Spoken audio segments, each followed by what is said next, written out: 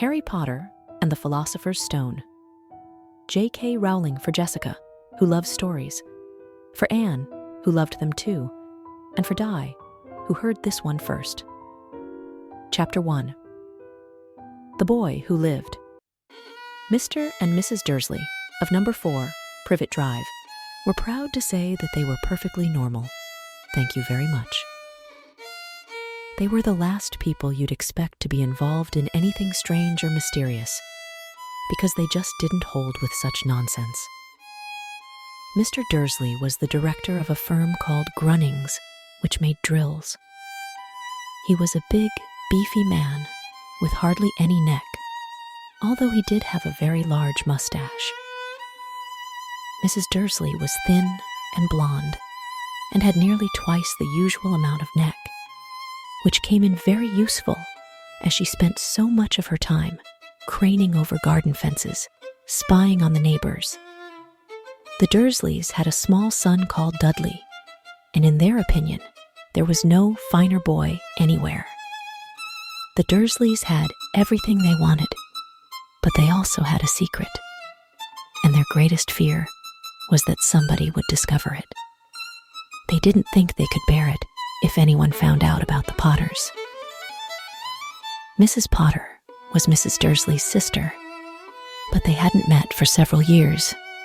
In fact, Mrs. Dursley pretended she didn't have a sister because her sister and her good-for-nothing husband were as un-Dursleyish as it was possible to be.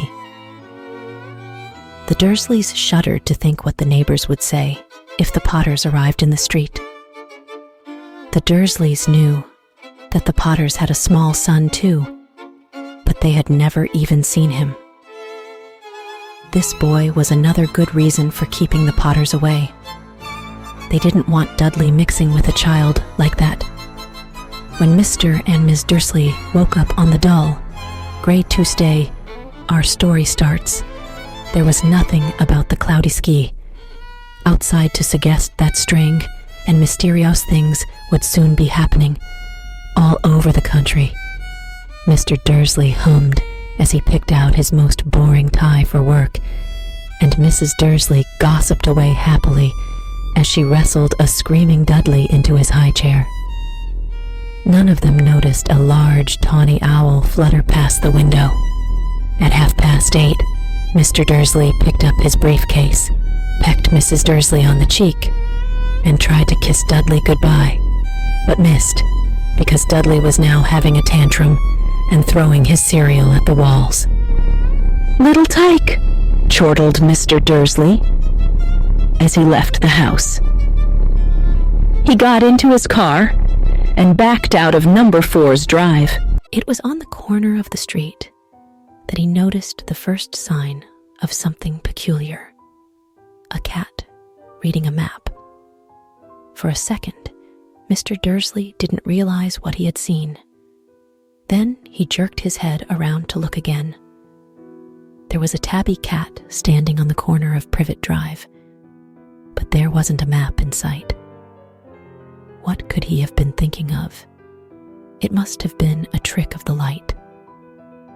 Mr. Dursley blinked and stared at the cat. It stared back.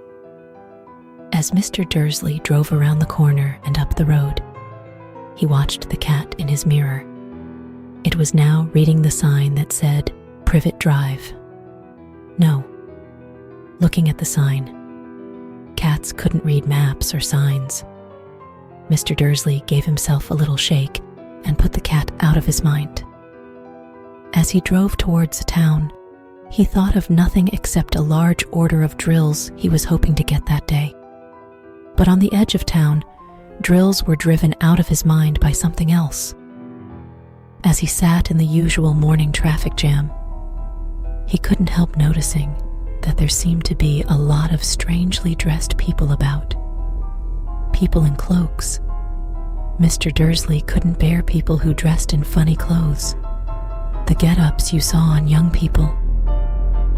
He supposed this was some stupid new fashion. He drummed his fingers on the steering wheel, and his eyes fell on a huddle of these weirdos standing quite close by.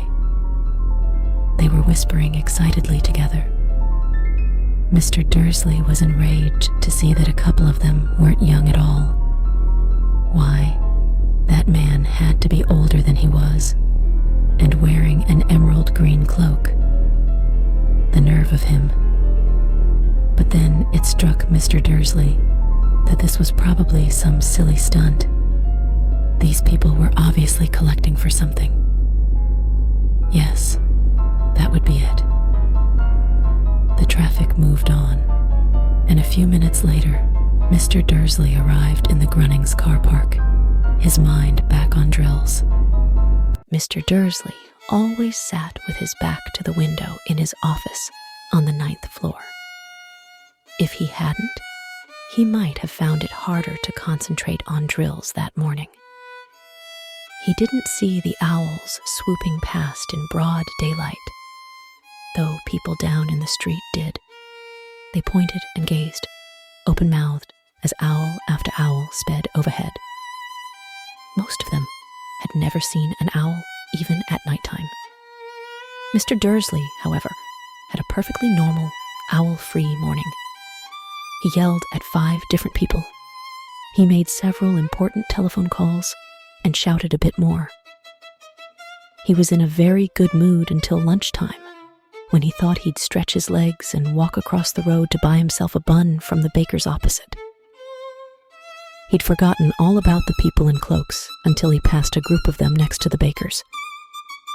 He eyed them angrily as he passed. He didn't know why, but they made him uneasy.